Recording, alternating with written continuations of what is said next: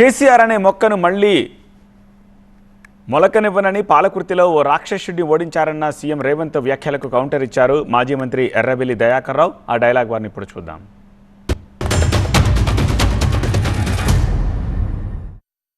కేసీఆర్ అనే మొక్కను మళ్ళీ మొలవని అని తెలంగాణ రాష్ట్రంలో రాసి పెట్టుకోండి. చెప్పిన నాడు ఓడిస్తాని ఓడించిన పార్లమెంటులో గుండు సున్నా అని చెప్పిన గుండు సున్నా తెచ్చిన ఇవాళ నీ పార్టీని మళ్ళీ మొలకెత్తని ఇయ్యనని ఈ వరంగల్ గడ్డ మీద నుంచే చెప్తున్న కేసీఆర్ కాసుకో. నువ్వు తెలంగాణలో ఒక గంజాయి మొక్క బిడ్డ. కేసీఆర్ ఒక పెద్ద మర్రి చెట్టు, అది గుర్తుపెట్టుకో. ఎప్పుడో పీకి అవతల పారిస్తారు నీ మొక్కను. కాంగ్రెస్ వాళ్ళే పీకెత్తారు.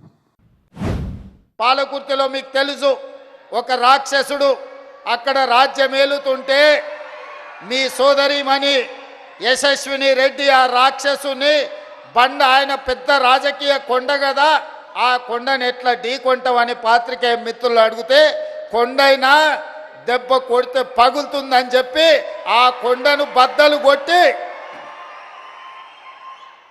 పాలకుర్తి గడ్డ మీద కాంగ్రెస్ పార్టీ జెండాను ఎగరేసింది కూడా ఈరోజు ఆడబిడ్డనే అన్న సంగతి నేను ఈ సందర్భంగా చెప్పదలుచుకున్నా. కానీ నన్నంటాడు రాక్షసులని. నేను రాక్షసుని, ప్రజల కోసం రాక్షసుని. ప్రజల అవసరాల కోసం ఎంతైనా నేను తెగిస్తా. ప్రజలకు అన్యాయం జరిగితే నేను వదిలిపెట్టాను.